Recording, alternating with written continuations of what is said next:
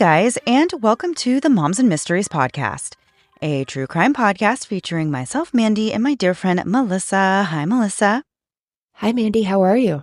I am doing well. Happy to be not in the new year, but almost in the new year. But actually, when this comes out, we will be in the new year. So hope 2025 is off to doing a great great start for everyone. Yes. Yeah, it's been great for both of us. I say with zero trepidation, it's going to be a good year. I'm very excited. Yes. Melissa, how was your Christmas? I hope it was very relaxing and uneventful. It was very relaxing and uneventful. I got some kind of upper respiratory infection like right before, and I was feeling horrific. But by Christmas, I was on antibiotics and feeling better. I still sound kind of rough, but I feel so much better. But we had my sister and her family came over, and we ended up doing, have you ever seen blind karaoke? No. When you, I've seen people do it on TikTok, of course, but it's like where you sit in front of the TV and you have karaoke going on. So they can't hear the words. You pick a song for somebody. So say you're sitting there, I have a song playing behind you. You can hear the music, you can't see the words. Okay. And you're singing. And it's amazing how little words you know of your favorite songs. Yes. Like it is embarrassing. It's humbling. Also, no one can sing nearly as good as they think they can, in the car with the radio. So it was a lot of fun. It ended up being my niece doing like a solo karaoke version of Wicked songs, which was so fun. Oh, that's I so loved cute. It was a lot of fun. Yeah. What about you guys? We had a pretty low-key Christmas, actually very low-key. I don't know if I think I kind of told you that we were doing this, but like didn't really say it full out. But we went with like a no wrapped gifts Christmas this year. First time in my entire life. I have literally had 0 wrapped presents under my tree on Christmas morning. I was so nervous about how that was going to go. We talked to the kids ahead of time about it and decided to do things for the holiday season that maybe weren't just giving each other things. So nobody got a wrapped present, and we spent pretty much all of December just like doing different things. We've been on the go constantly doing so many different things. We're about to leave and go on a family cruise over the new year. Yeah. As the new year comes in. So my family is just very blessed and spoiled in many ways. So no wrapped gifts for Christmas. But, Santa always visits his true believers, and I have a true believer in my home. And so Santa did make a delivery for him. So yes, both of my children. Santa left a note that this was for both of the kids, but they got an electric scooter. Oh, that's awesome. Yeah. So that's been fun. So that's really all we did. After we didn't open a single present, we made waffles, and then we went out and everybody rode on the electric scooter. So it was like, honestly, one of the best Christmases. I'm so excited to be back with you. And before we get started in this week's episode, just a reminder, if you guys wanted to support us in the new year on Patreon or Apple Podcast subscriptions, it's a great way to support the show. We have sponsors, as you guys know, and that's not always viable to people. But if you wanted to support the show in another way, that is a great way to do it, starting at $5 a month. Get 3 bonus episodes. And as you go up in the tiers, there's tons of other stuff, including this week on Sunday at 7 p.m. We have a Discord watch party. We're going to do a run through this next time, Mandy, where I actually make sure the thing that's trying to play is playing. Yes. Our first one was a learning experience. It was a learning curve there. But nonetheless, we were there and we were happy to do so. And then if you're listening to it the first week we're back here, January 7th, last Wednesday, January 1st, we released a bonus episode on the biggest heist ever on Netflix. What a hot mess. That couple was. So fun. If you want to learn more about Bitcoin, don't listen to this episode. But if you don't know what Bitcoin is, it's a fun one to hear us try to figure it out and never come to any sort of conclusion. But yeah, those are up on Patreon and Apple Podcasts Connect. We'd love for you to join us. Yes. All right. So we'll get into the story for this week, our first news story of the new year. Yay. On a foggy winter afternoon in January of 1973, 20-year-old Dawn Swan Magyar set out on what should have been a routine shopping trip just to run a few errands. She had plans to stop and pick up groceries and baby food for her 1-year-old son, Donnie. They had actually just celebrated Donnie's first birthday 4 days earlier, and Dawn was planning to cook a special meal for her husband that night. But she never made it home. Later that evening, her husband Don alerted the police, and Dawn's car was soon located, but she was nowhere to be found. Dawn Lee Swan was a bright and spirited young woman whose kindness left an impression on everyone she met. She was born on March 28, 1952, in Corunna, Michigan, and she grew up in a loving family with her 2 brothers, Max and Larry. Dawn had a natural charm about her, and she was known around the community for her outgoing personality. She excelled in high school. She was actually an honor student, and she participated in extracurricular activities which showcased her many talents. Dawn was very creative, and she loved to sew her own clothes, which is something that she learned how to do through participating in 4-H. After graduating in 1970, Dawn married her high school sweetheart, Dawn Magyar, and they started to build a life in the quiet town of Chesaning. Soon, they welcomed their son, Donnie, and Dawn thrived in her new roles as wife and mom. She poured her heart into being the best she could be for her young family. Everyone who knew Dawn described her as being friendly and conscientious. On January 27, 1973, Dawn stepped out for a few errands that shouldn't have taken her too long. But at some point, she started having some car trouble, so she called her father-in-law from a gas station and asked if she could borrow his truck for the remainder of these errands. She was getting her car battery charged at that time, but she was planning to drive her car over and pick up the truck from her father-in-law. She got there at around 4 in the afternoon, but only stayed for about 10 minutes because she was actually in a hurry to get back home. As we mentioned before, she was planning on going to do these errands and then returning home to her husband and young son and making a special dinner.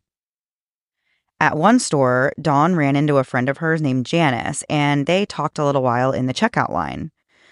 Dawn mentioned to Janice that she was in a hurry to get back home, but she also mentioned being nervous because there was a very dense fog outside, and Dawn was a little bit apprehensive about driving in it.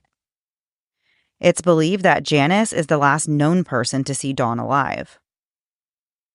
So Dawn started worrying when his wife hadn't returned home, and by 10 p.m., he knew something must be wrong, and he called the police to report her missing. At around 4:30 the next morning, Don called his parents, who had actually just gotten in from a party the night before. They were actually out until about 3 a.m., and he explained to his father that Dawn hadn't come home and he was worried.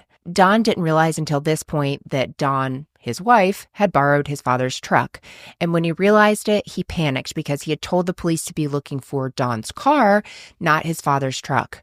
When I was in school, we had the principal and his wife were both in the office, and there was one named Dawn, D-A-W-N, and the other named Dawn, D-O-N. And it was always like, which Dawn do you need? Which one? And so that's kind of how it is in the story. But as we go along, you'll see which one's the husband, which one is the wife. So it'll make it easier. So his dad tells Dawn to call the police to let them know about the truck. And in the meantime, he'd be on his way to pick them up, meaning his son Dawn and the baby. While Donald Sr. was driving over to Dawn Jr. and Dawn's house, he spotted his own truck in the parking lot of the stadium plaza. When Dawn went over to the truck, he found that the driver's side door was unlocked and there was a bag of groceries sitting inside.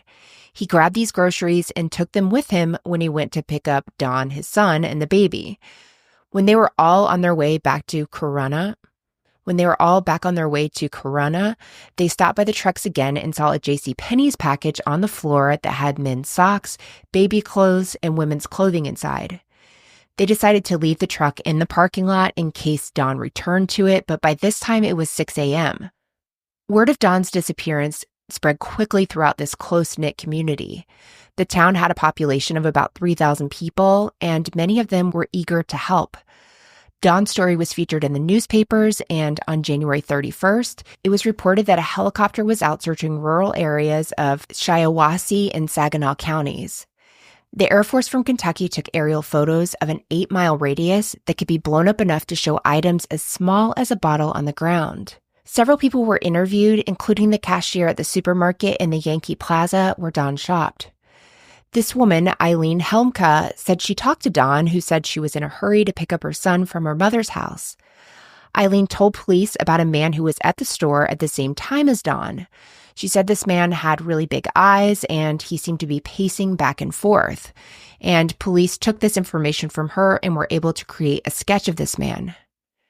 By February 4th, Dawn had been missing for a week, and the sheriff's office had coordinated a search effort that included 4,000 volunteers, which is incredible. Yeah. The town has 3,000 people, and they have 4,000 volunteers. That's amazing. Yeah. So the search was massive, and it covered cornfields, riverbeds, ditches, and woodlots all through rural areas of the county. They searched on foot, on horseback, and in planes and ATVs. Police from 5 different counties came to assist, and they also had help from the Michigan Air National Guard and the Civil Air Patrol. In addition to the search efforts, Dawn's friends, family, and many others contributed to a reward fund totaling thousands of dollars for information about Dawn's whereabouts. The Magyar family was offering $10,000 for information leading to the arrest and conviction of the person or persons responsible for Dawn's disappearance.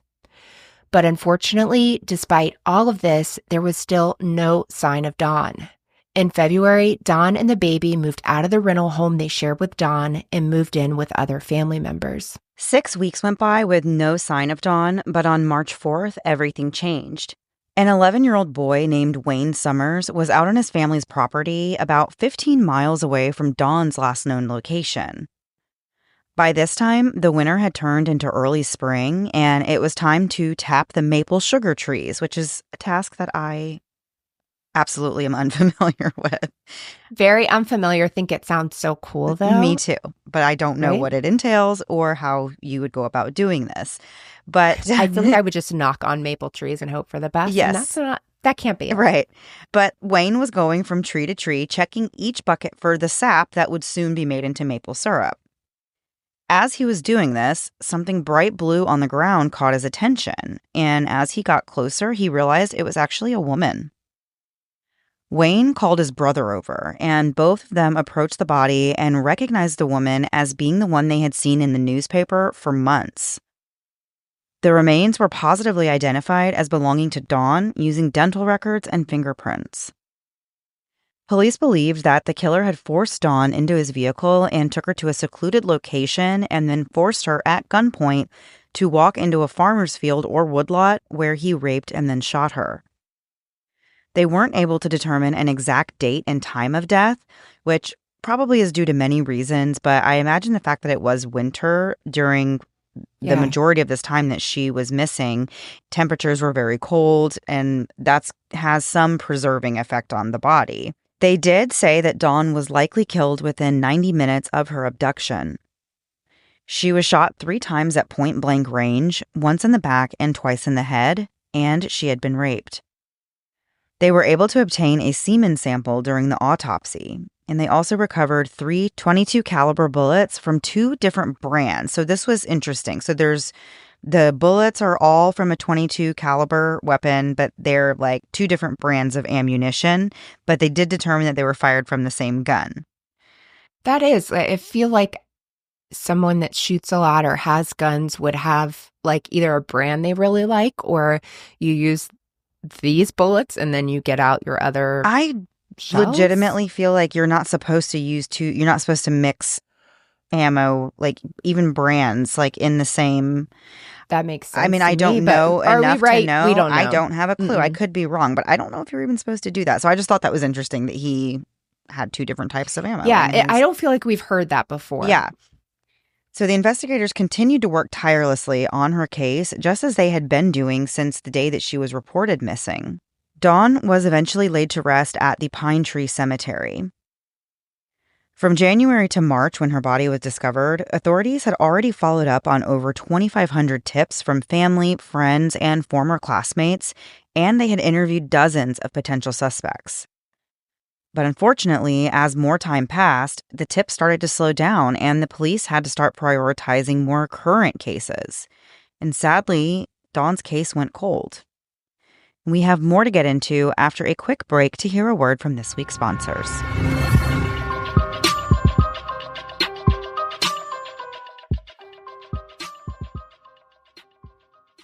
Unlike some of you snowbirds, us Florida people actually travel to the snow rather than away from it. And believe it or not, we can even ski with the best of them. But one thing I don't exactly love about taking a family ski trip is all the dang luggage you have to travel with. You're at the airport dragging your overstuffed suitcase with one arm while balancing a bag full of ski and snowboard equipment with the other, and searching desperately for the nearest agent who can take all of this stuff off your hands. And all that is before you even find out how much it's going to cost you to ship those skis and snowboards across the country. But Ship Skis is the hero you need, offering white glove shipping for your ski and snowboard gear. And what exactly does that mean? It means your gear will travel safely, arrive on time, and ready for action at over 180 destinations worldwide. And the best part for me personally, as a chronic worrier, is the complimentary insurance and the real-time tracking. There's a good reason why Ship Skis is rated 4.8 stars on Trustpilot. They're basically the GOAT of gear shipping. Even Forbes agrees. All you have to do is schedule your shipment, slap on a label, and watch as your gear teleports directly to your destination while you sit back and start enjoying that vacation. Right now, ShipSkis is offering our listeners 20% off your first shipment when you go to shipskis.com and use the code MOMS.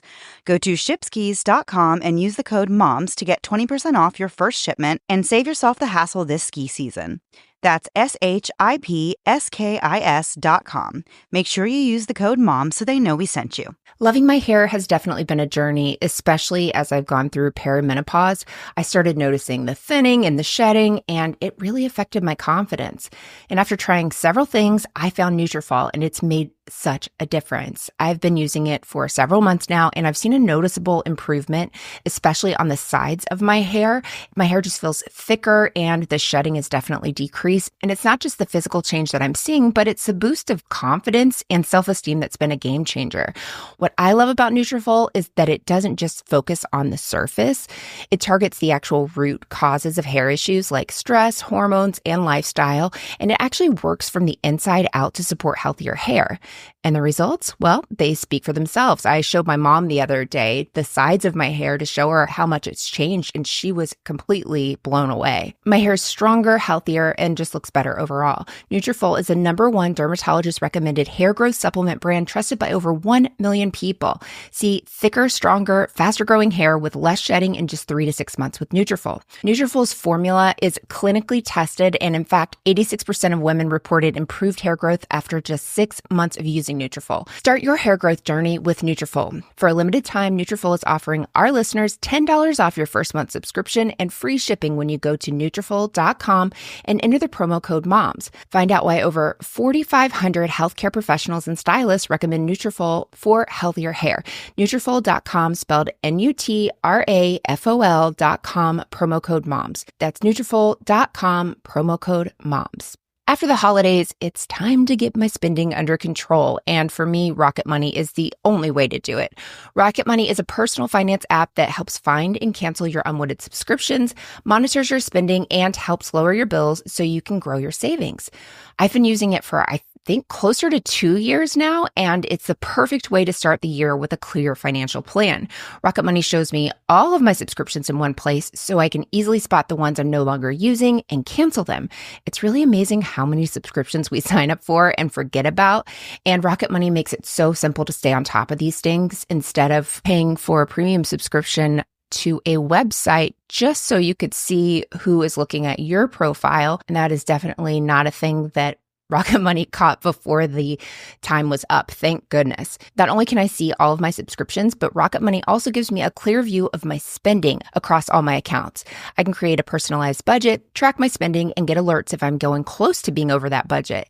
They even have a goals feature that automatically saves money for me. So whether it's paying off debt or saving for something big, Rocket Money's there to help you. The best part, Rocket Money will even negotiate lower bills for me. They scan my bills to find savings and handle the negotiations with customer service. It's everything I need to feel more organized with my finances, and I'm always seeing results. Rocket Money has over 5 million users and has saved a total of $500 million in canceled subscriptions, saving members up to $740 a year when using all of the app's premium features. Cancel your unwanted subscriptions and reach your financial goals faster with Rocket Money. Go to rocketmoney.com/moms today. That's rocketmoney.com/moms. rocketmoney.com/moms. And now back to the episode. So before the break, the police have learned where Dawn's body was found. They were able to do an autopsy, recover 3 bullets, and Dawn's family has now laid her to rest. While they did find semen, they still had no one to match it to at this point. But 10 years later, on June 9th, 1984, 13-year-old Jay Patton was swimming in the Shiawassee River with some friends when he stepped on something hard on the bottom of the river.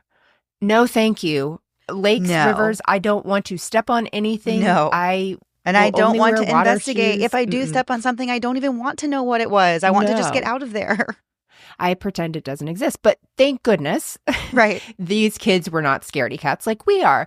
So he actually picks up this item and realizes it's a gun. It's actually a .22 caliber revolver. And the boys, luckily, immediately take the gun and they turn it into police. The gun was actually found about 1 mile from where Dawn had been abducted a decade earlier. Since the gun had been at the bottom of the river for so long, it was rusted and corroded, but forensic technicians were able to open it, and what they found inside was stunning. There were 3 shell casings from 2 different brands, 1 Winchester and 2 Remingtons, which were the same types of ammo found in Dawn's body during her autopsy. That's so wild. Yeah, to be that specific, not just like this brand. It's this brand and this brand, this many of this one, this many of that one. So it's pretty incredible. But a year after the gun was recovered, authorities found another clue, Dawn's wallet. And it was found about 150 to 200 feet away from where the gun was found. Strangely, this wallet was found by yet another kid and his friend. I cannot believe how many kids are involved in this story. Like, these children. They were different back in 1970s. I feel like this is wild that these kids have solved this case or are solving this case. iPad kids could never. They could never. We love them, but they could never. Never. This is incredible. I just was not expecting a kid, then a teenager and a kid. And you're like, what? But luckily, I mean, if adults had found this stuff, they probably wouldn't have even done anything with it. So thank goodness. I mean, besides how horrific it would be to find Dawn, thank goodness kids were able to find these things. So the wallet has Dawn's driver's license and her social security card inside of it. Once they found the wallet so close to where the gun was found, it seemed highly likely that they had stumbled upon the murder weapon in the case of Dawn Magyar. The gun's serial number was recorded, and local authorities asked for the help of the ATF to find out who owned this gun. The ATF was able to trace the gun to Jim's pawn shop in Yuma, Arizona, which had since gone out of business. But the owner was able to find the ticket for the revolver and told the police that it was sold to a guy in Yuma named Robert Shaw. And thank goodness for this guy having excellent record keeping, even though the business is no longer running and no longer in business.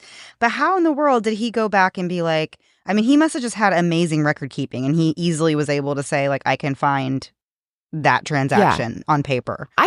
I'm wondering, I will look this up later, and if it's not true, I'm going to take it out. But I'm wondering if, I'm thinking for gun sales, you have to keep these things on record for a certain amount of time. So I would hope so. Yes, I would hope so. Yeah, me too. But no, I agree. To be able to find it, because it would be easy to be like, sorry, I don't see anything. Right. How are you keeping track of these numbers? This isn't a Dewey Decimal System. Right.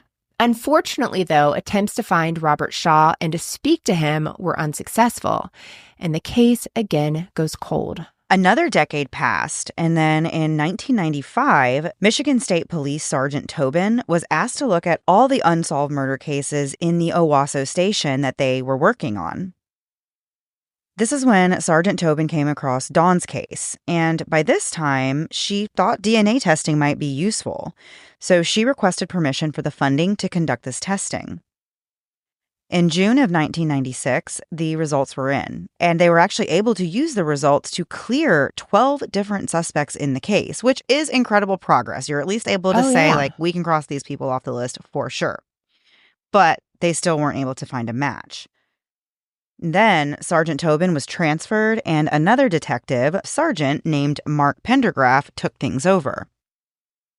Dawn's mom told the newspaper at this point that she didn't mind if the police kept trying to solve her daughter's murder, but she wasn't going to get too optimistic about it, as it's been 20 years now at this time. So you can kind of understand that, like, kind of keeping your guard up a little bit and like being happy that people are still caring, right, and that people are still looking into this. But you also can understand, like, from her, point of view. I can't imagine. So much time has passed. Up and down all the time, right. Yeah. So she said, she really would love to know who killed Dawn. And she and her husband, Ralph, who had passed away in 1988, used to check with the sheriff's department almost every single day just to see if there were any updates. But despite having this new DNA profile, the police slowly ran out of suspects as they were able to cross more and more names off the list without finding a match. So they turned their attention back to the murder weapon. In 1999, they were finally able to track down Robert Shaw, which is the man who allegedly bought the revolver from that pawn shop in Arizona prior to Dawn's murder. When Robert was found, he was in Mason, Michigan, and he told detectives that he'd been in the Army from 1964 to 1966, and he was a military police officer in Yuma. He alleged that he bought the .22 caliber pistol for target practice and agreed that the one they found in the Shiawassee River was similar to the gun that he bought. However, he couldn't recall what happened to that gun. He told the police he thought it may have been put in a drawer or a junk box somewhere because he didn't think it was worth anything. But he said that when he owned the gun, he was married to a woman named Darlene, and they separated in 1968 and got divorced the following year. Of course, she took some of their shared belongings and furniture and things while he wasn't around, so he said perhaps this gun had just gotten lost in the shuffle of life, when he went through this divorce. Which is wild because, like, obviously this is such an important gun. And for the one person you can now connect to this gun to be like, honestly, don't know where guys, it is. No idea. Could be anywhere. Right. Is not what the police are wanting to hear and not what I thought was going to happen in this story. Right, yeah. So Robert Shaw gave the police a sample of his blood, which ended up proving that he was not a match to the DNA recovered from Dawn's body. So meaning he certainly was not the one who killed her, just because he had purchased or owned this gun at one time. So it seemed like the investigators were at yet another dead end, and things did come to a halt for a little while after that. This is so wild to me.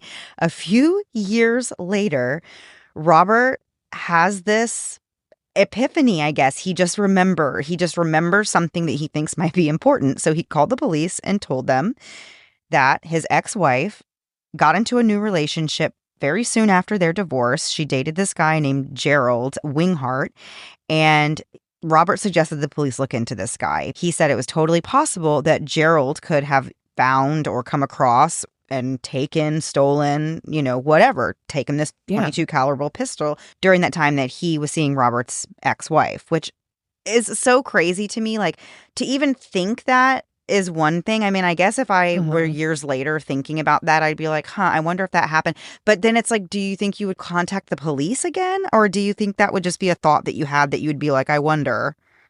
Would be, yeah, I mean, good point. I feel like that's why the police say no information is too little, because this is something that seems like oh, by the way, right, she did have this boyfriend. It's not like the police asked him during this time, or at least it doesn't seem like it. Did she get in a new relationship? Anything like that. It was just him. Oh, I forgot about this. Right. And thankfully the police followed up on it, and, they followed up on so many leads, so they could have thought this is going to be a dead end, but thank goodness they followed up on it. By this time, Jerald was 60 years old, and he was living a quiet life in Michigan with his fourth wife. He had an adult daughter from a previous marriage, and he worked at Chrysler's Sterling Heights stamping plant in the accounting office. Jerald was known for his computer skills, and he was a respected member of his community. He was someone who lived pretty quietly and didn't seem to bother anyone. However, his criminal history told the story of a very, very different man. Back in 1961, when Jerald was 20 years old, he was convicted of armed robbery and the rape of a 19-year-old woman who was blind. At the time, Jerald was an engineering student at the University of Michigan, and he was married to one of his wives. He's been married 4 times. We assume it's probably the first one. In this incident, Jerald attacked the woman and her boyfriend, who had pulled over on a remote road to talk and have some alone time. Jerald pulled up, threatened the couple with a .22 caliber rifle, and forced them out of their car. He fired a shot into the bushes to scare them and told the woman to tie her boyfriend up as he tossed her a rope. The woman struggled to do this, so Jerald told her to get back in the car, and he tied up the boyfriend. Jerald stole the man's wallet and said something about how he robbed a bank and needed a car to get away. Then he grabbed the woman and forced her into the car, drove further up the gravel road, and stopped again. He forced her to get out of the car, and he sexually assaulted her. The woman's hands were tied behind her back, and she feared for her life. She believed in that moment that Jerald was going to kill her. Instead, Jerald tied the woman's legs up, and he drove away. Luckily, the woman and her boyfriend were both able to free themselves and run for help. When the authorities asked Jerald about this crime, he claimed he couldn't remember it.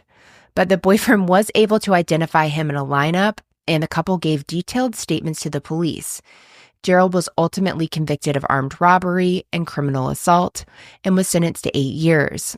He was released in 1969. As the investigation continued, it was revealed that Jerald was responsible for at least one other violent crime. In April 1979, a 16-year-old girl named Laura McVeigh was out jogging when she disappeared from a road that was a popular route for local fishermen.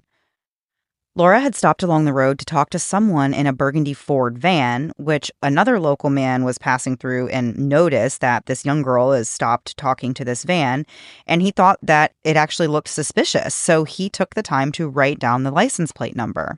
Amazing. Yeah. Then when the news broke later that Laura had disappeared, this man immediately went to the police with the information. Investigators at that time ran the plate and found that it was registered to Jerald Winghart. When they confronted him, Jerald told police that he wasn't familiar with that area and he had been trying to find a friend to meet up for a day of fishing, and that's why he was talking to Laura. He had stopped her to ask for directions.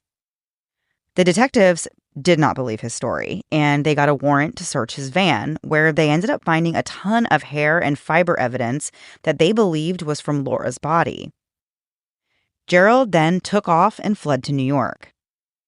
Over a month later, some people that were out hunting mushrooms discovered the body of Laura McVeigh. 2 years later, authorities finally caught up with Jerald, and he was arrested and charged with Laura's murder.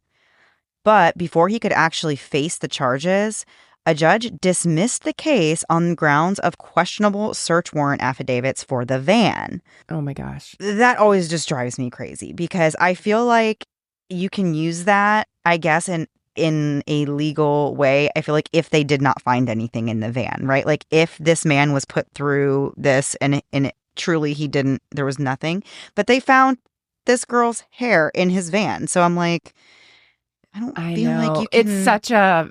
It sucks. It's one of those like catch-22s. It is. That like it's there for a good reason, but it sucks when something like this happens. Yes, definitely. And for her family especially, because that's extremely frustrating to have that evidence and then for them to still say, we can't move forward with this. Yeah. Mm-hmm. Some speculated that there were actually some other issues at play, like maybe because of the fact that where Laura disappeared was right on the county line between two different counties. And so there could have been some jurisdictional questions from county to county that were coming in to play there with his, oh my gosh, his legal proceedings, which again, absolute nightmare to find yourself in. So once the investigators who are looking into this, this case now, trying to get somewhere with it 20 years later, they're learning all this information about this guy, Jerald. They're finding out that he has, at least these 2 very violent crimes in his past that he's been charged with.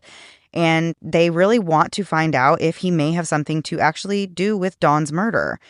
So they just started watching him. They started running surveillance in hopes that they could get a DNA sample simply by waiting for him to spit out a piece of gum or discard a cigarette butt or drink from a Gatorade and throw it in a trash can in public or something. I've heard of them trying to do this before, usually when they don't have enough to get a warrant to get your DNA. I feel like they'll try and do it this way. That's how they caught the guy that's on trial right now, or he was arrested for the Gilgo Beach murders. Oh, yeah. It was like a pizza slice, I think he threw away on a New York street, and they were able to get it. I think wild. That's how my memory is. Yeah, but it's incredible. Yeah, it is. In this case, unfortunately, that was taking too long. They tried this, just watching him for a long time, and they weren't really successful at getting a DNA sample. So instead, On November 8th, they did what they call a trash pull at his residence. And that's basically where the police just come over and have a party around your trash bin outside your house. Or I guess when you take it to the curb, I'm assuming it has to be by the road. I don't know how trash pulls Yeah, work. I think it does have to be like in a reasonable spot for Right. You can't come onto your property, but they can do it once you put it out to the road. So they went through the trash. They ended up finding 32 cigarette butts, 7 soda cans, and some used tissues. And all of these items were submitted for DNA testing. The DNA sample they were able to pull ended up being a match to all 13 markers in the semen evidence recovered in Dawn Magyar's autopsy. Wow. And we have more to get into after one last break to hear a word from this week's sponsors.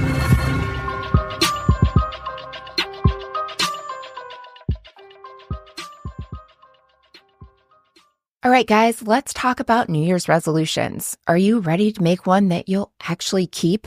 Because here's one. Say goodbye to uncomfortable shapewear for good. Life's way too short to feel squeezed and squished. Am I right? That's why we're so excited to talk to you about Honeylove. They've completely reimagined shapewear, and trust me, you will feel the difference. I've worn Honeylove for literally everything, from a bunch of weddings I've just attended to just being confident in my everyday outfits. It smooths and it sculpts all those places I want it to, but it doesn't squeeze or restrict me. And you know those days when you wear shapewear and think, is this really comfortable? The answer is no, unless you're talking Honeylove. Honeylove actually exceeds my expectations. I had to wear it 3 hours a couple weeks ago in the car on my way to a wedding, and when I got there, I was still good to dance the night away.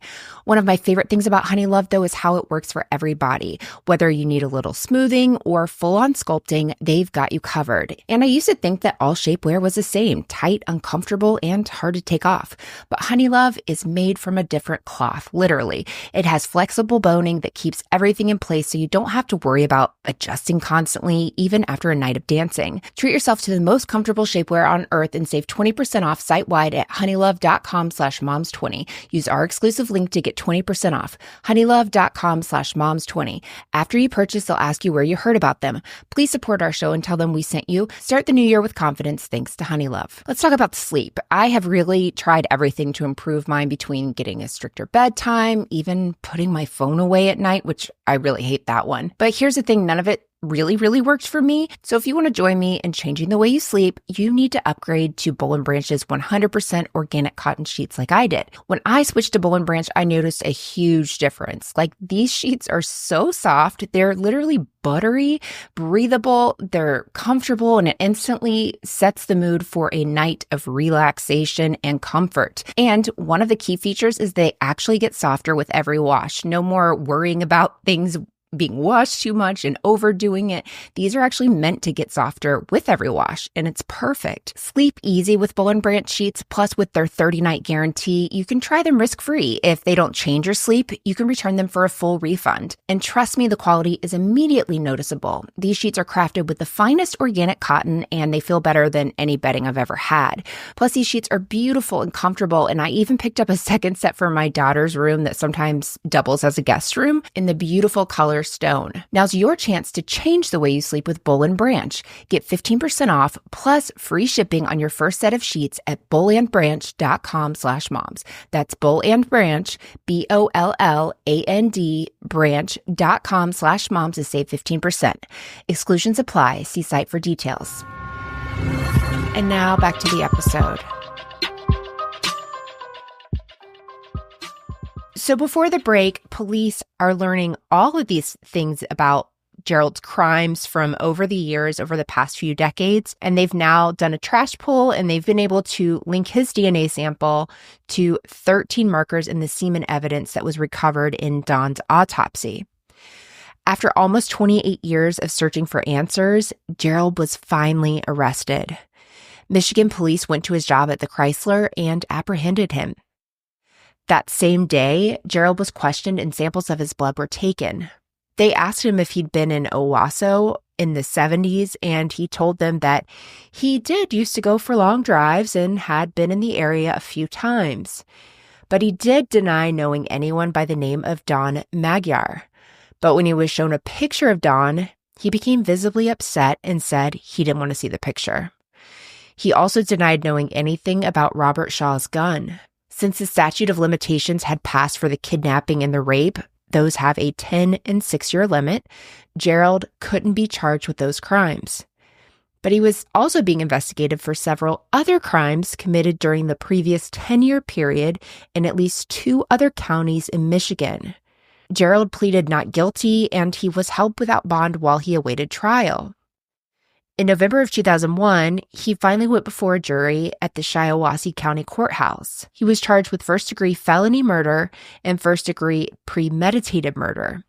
The prosecution's theory was that Jerald had randomly chosen Dawn as his victim after seeing her in the store or in the parking lot. And remember that one witness said a guy was in there and he was pacing back and forth, which is a very specific thing. And right. I feel like you or I or women in general really are going to notice a guy pacing back and forth. Right, and just hanging out in a store. Yeah. The DNA evidence showing that Jerald's DNA matched the DNA from the crime scene was presented, and experts testified that Jerald's DNA was left on Dawn during the brief time frame between when she went missing and when she was killed. They also introduced into evidence that Jerald had been previously convicted for the sexual assault of the blind woman and her boyfriend, and they pointed out similarities between that case and Dawn's case. They established that he was in the Owasso area visiting a friend around the time of Dawn's murder, and they were also able to link him to the .22 caliber revolver through his connection to Robert Shaw, or really Robert Shaw's ex-wife. The defense didn't challenge the DNA evidence presented by the state, but instead, they alleged that Jerald and Dawn had consensual sex. They questioned how reliable the DNA evidence was due to the 28-year gap between the crime and Jerald's arrest, which could also affect the reliability of witness testimonies. Finally, on November 8th, 2001, after less than 8 hours of deliberation, the panel of 9 women and 3 men found Jerald guilty of first-degree felony murder and first-degree premeditated murder. After almost 29 years, justice was finally served. Jerald was sentenced to mandatory life in prison without the possibility of parole. The trial court later vacated the premeditated murder conviction to avoid double jeopardy issues. Jerald tried to appeal his conviction 5 times beginning in 2003 when the Michigan Court of Appeals affirmed the original verdict. He then appealed their decision in 2004, but the Michigan Supreme Court denied his appeal. In 2005, he filed for habeas corpus in federal court and claimed that his conviction was unconstitutional. In what way? I know. Sometimes I always wonder, they're grasping at straws, just trying to get anything. But he's been pretty lucky with the law throughout his life and his sentencing, so I guess why not? Right. If you're him. Yeah. They also denied his appeal, however, so he didn't get the habeas corpus. But he appealed the denial of the habeas corpus to the United States Court of Appeals for the 6th Circuit, and they also denied his appeal in 2013. So his final attempt was a petition for a writ of certiorari, which we have both listened to pronunciations of that and still are not sure if that is correct, to the U.S. Supreme Court. But they denied his petition, and they also denied his request for a rehearing for that, I guess, on December 8th, 2014. Dawn's husband, Don, later told the media, quote, "After I testified, I tried to sit in court for a few minutes, but I came unglued when hearing again from people on the witness stand how nice a person Dawn was and how when she was last seen alive, she talked about just wanting to get home to see me and our son. She was a beautiful person. She was my wife and I loved her. In a way, I suppose I'm still in shock after all these years." That just seriously broke my heart. Just thinking about him and, Dawn only being 20 and they just had this 1-year-old son and they just had such a young family just starting out. Yeah. It just is so sad to think of. I feel like I would feel the same way even 30 years later, just struggling to accept that that's what happened to my wife and mother of my young child. That's just, you can't even begin to imagine it. In May of 2004, the Michigan Attorney General's office said that it was going to be reviewing the cold case of Laura McVeigh's rape and murder as well. Prosecutors were working with the state police to try and bring new charges against Jerald in that case. When those original charges were dropped, when the case was first ongoing, Laura's mom, of course, was devastated. But now that they were looking into it again, she said that it would actually be okay with her if the case never made it to court, because now Jerald was already behind bars and that's where he would be forever. Sergeant Pendergraft told the Argus Press that other agencies across the country continued to contact him regarding open homicides that had similar crime scenes and victim characteristics. Experts in criminal psychological profiling categorized Jerald as a sadistic fantasy sexual killer and considered it highly unlikely he could have or did stop with just 2 murder victims. And since Jerald has lived in several states, and at one time he was a long-haul trucker, authorities firmly believe that there are more of his victims out there, which is so unsettling to think about. Absolutely. And of course, we know with everything they can do with DNA now, they're going to start finding these people, which, I mean, it's great. Wonderful. Yeah. Yeah. But man, heartbreaking. Yeah. Jerald died on August 20th, 2022, while he was incarcerated at the Lakeland Correctional Facility in Coldwater, Michigan. Prior to that, he had also been held at the Thumb Correctional Facility in Lapeer, Michigan. I just feel so sorry for Dawn's family. I know. And just to have somebody, and we've talked about this before because we had one similar as far as like a random victim where people will tell you, you know, it's so unlikely that happens. And it is until it isn't. Exactly. And she obviously would have had no idea.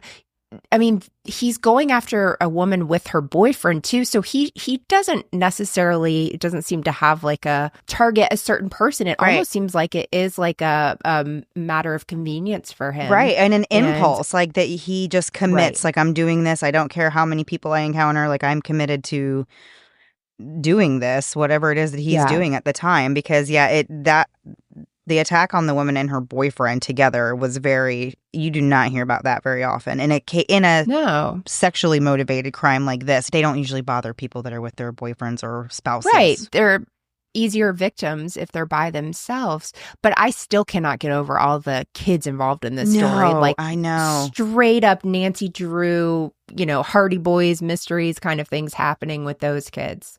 Yeah, but even that is like so.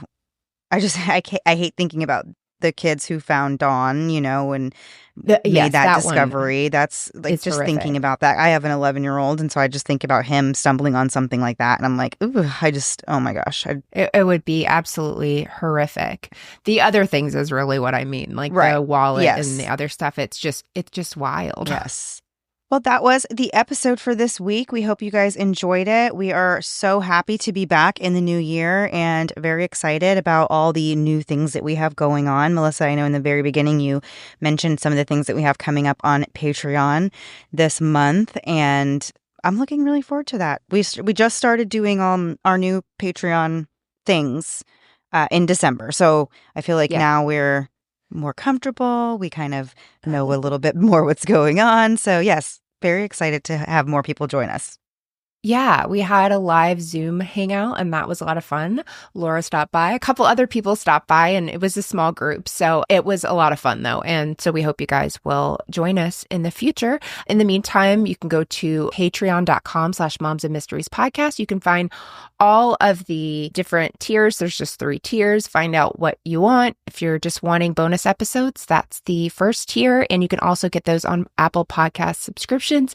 It's 3 bonus episodes a month. Coming up the rest of this month, we're doing the Jerry Springer Netflix documentary. I cannot wait. Losing my mind. So that comes out. That will be out this month as well. So very exciting. Mandy's watching TV. 2025. Mandy's watching TV. Honestly, that's what we should call it. I have a TV show for you to watch now, but I'm like, I'm not even going to tell her. She's going to be overwhelmed. Like, it's not for work. I can't give you any more work. All right, guys. Well, thank you so much for listening. We will be back next week. Same time, same place, new story. Have a great week. Bye.